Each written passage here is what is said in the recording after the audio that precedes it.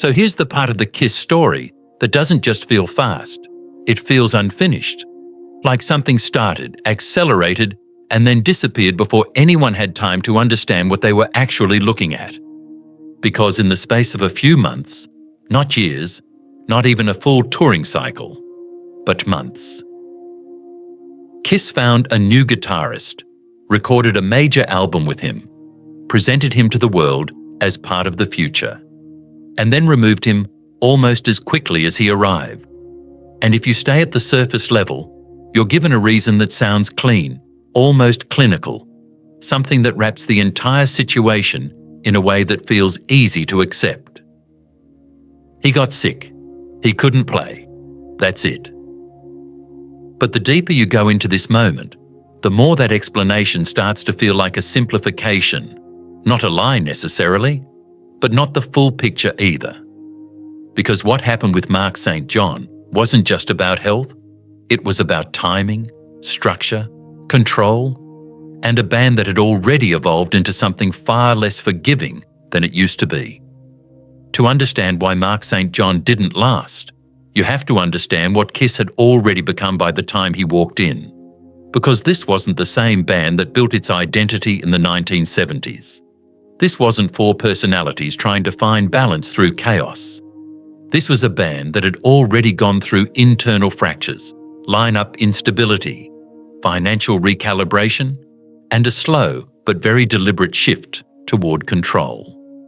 By early 1984, the departure of Vinnie Vincent wasn't just another lineup change, it was a signal that Kiss had reached a point where individuality, no matter how talented, could no longer override structure, because Vincent had brought energy, aggression, a sharp technical edge that helped Kiss transition into the early 80s, but he also brought friction, creative independence, contractual tension, a presence that didn't always align with how the band was now being managed. And that matters, because when he left, Kiss didn't just lose a guitarist, they lost a problem. And more importantly, they learned something from that problem. After Vincent, Kiss wasn't searching for someone who could redefine their sound. They were searching for someone who could stabilize it, someone who could come in, do the job, execute the material, and not challenge the structure that was now firmly in place. Because by this point, leadership inside the band, particularly from Simmons and Paul Stanley, had shifted into something more controlled, more calculated, less about collaboration, and more about consistency.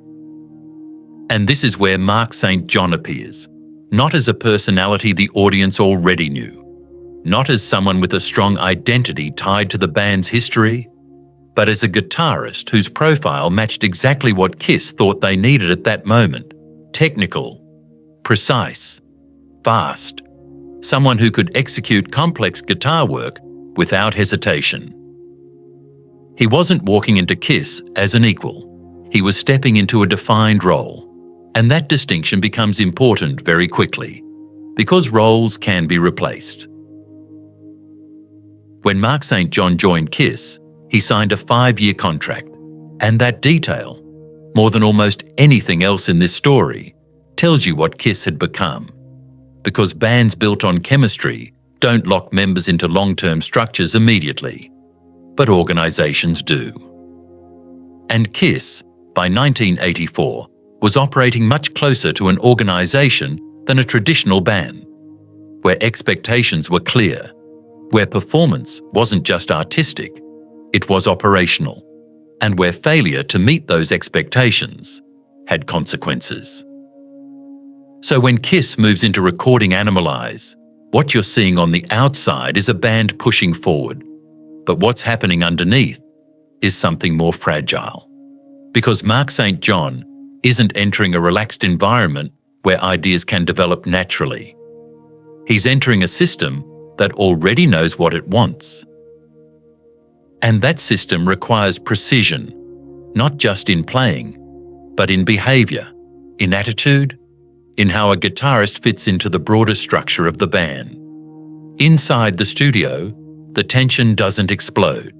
It doesn't become dramatic in the way fans might expect. It builds quietly, through inconsistencies, through moments where something doesn't quite align. Because while Mark St. John could play, and technically, he could play at a very high level, there was something about his approach that didn't translate cleanly into the KISS system. Solos weren't always repeatable in the way the band needed them to be. Structures felt slightly unstable, and in a band that was now prioritizing reliability above almost everything else, that becomes a problem very quickly. Still, the band moves forward, because from the outside, everything appears to be working. Animalize is completed. Heaven's on Fire becomes a visible moment for the band, and Mark St. John is presented to the audience as part of that success. He appears in the video.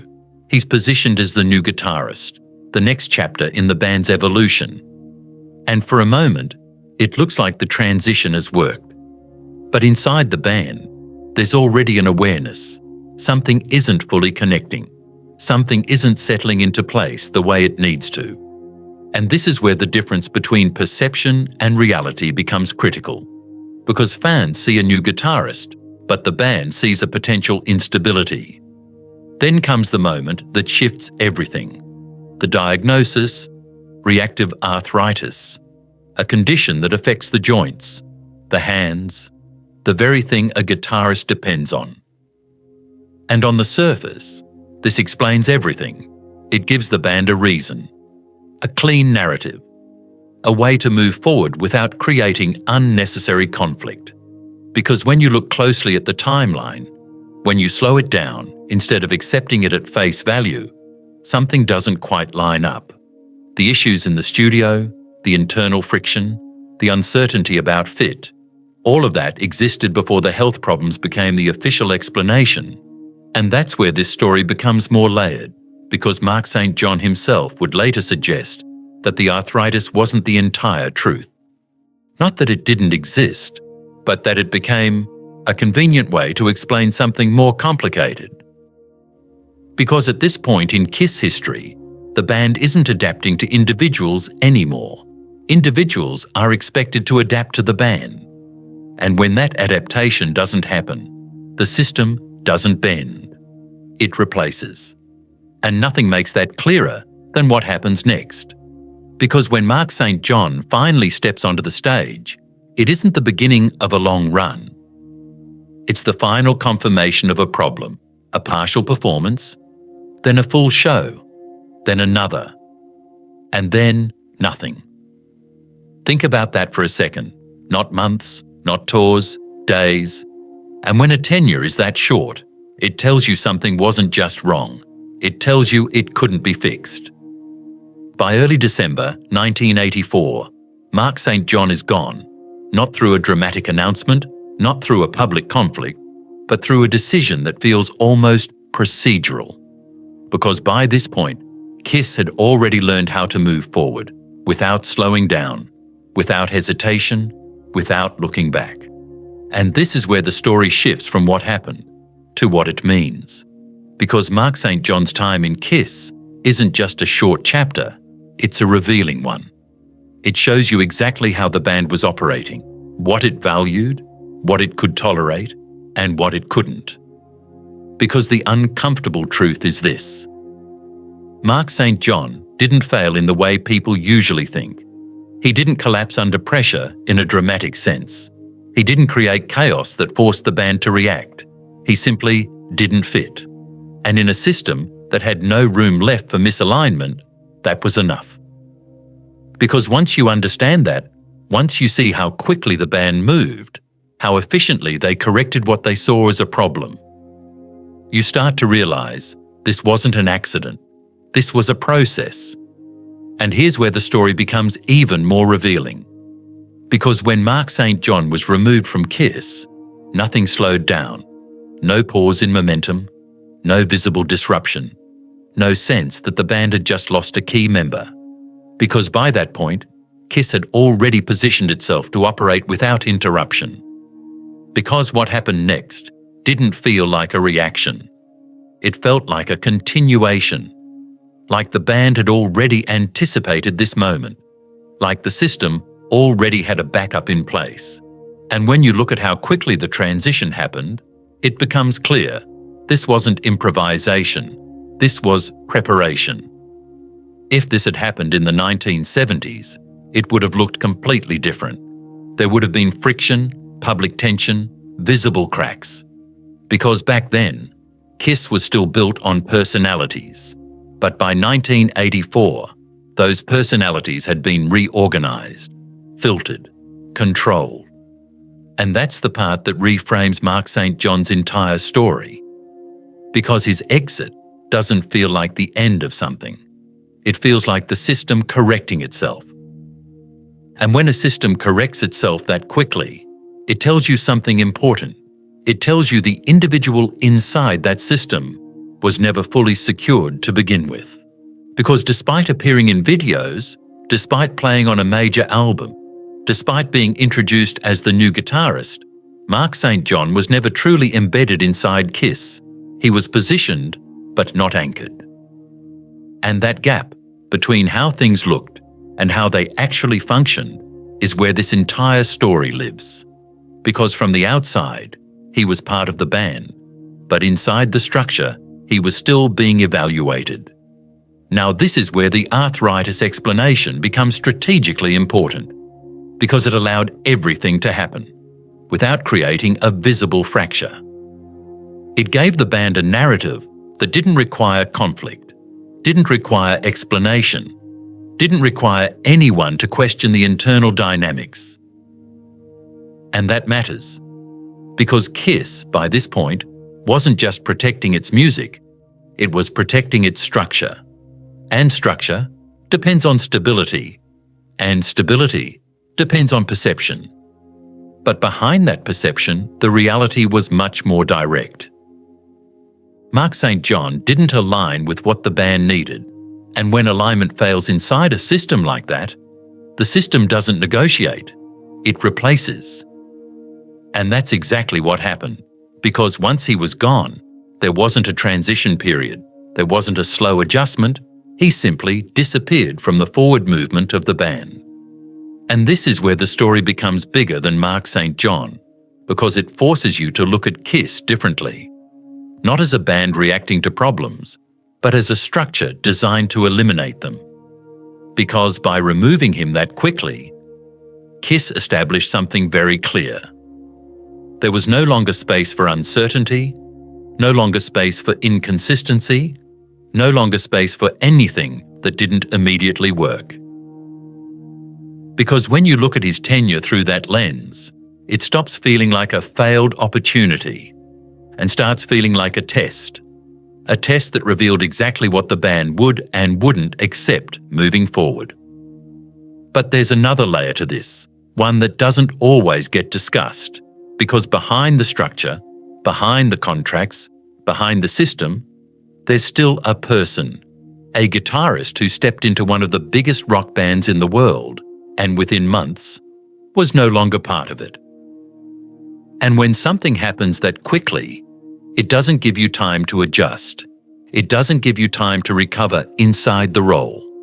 It just ends. Because most KISS departures, even the difficult ones, have a build-up, a narrative arc, a visible breakdown. But this one doesn't.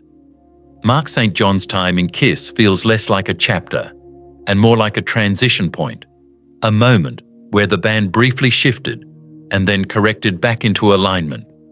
Because while all of this was happening, while the band was moving forward, while the system was adjusting, someone else was already inside that system. At first, it didn't look like a major change, just a fill-in, just someone stepping in to keep things running. But sometimes, the quiet replacements become the most important ones. Because what KISS needed at that moment wasn't another experiment, wasn't another unpredictable variable. They needed stability, consistency, someone who could fit into the system and stay there. Because the next guitarist didn't just step into the role. He aligned with it, he adapted to it, he operated within it. And the contrast between Mark St. John and Bruce Kulick is what explains this entire moment in Kiss history. One represented technical ability without alignment.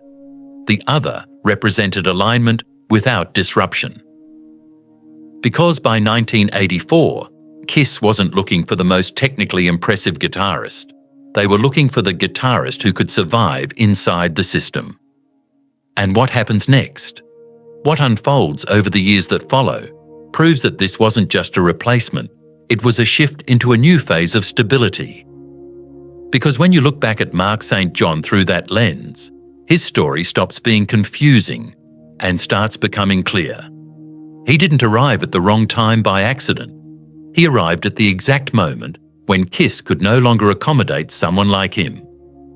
Because in the end, Mark St. John's story isn't about what he couldn't do. It's about what Kiss had already decided it needed. And once a band reaches that point, once it becomes structured enough to prioritize survival over flexibility, the outcome becomes predictable. And the guitarist who followed him didn't just last longer. He showed exactly what Kiss had been searching for all along. Not just talent, but alignment. And that's what defined the next era of the band.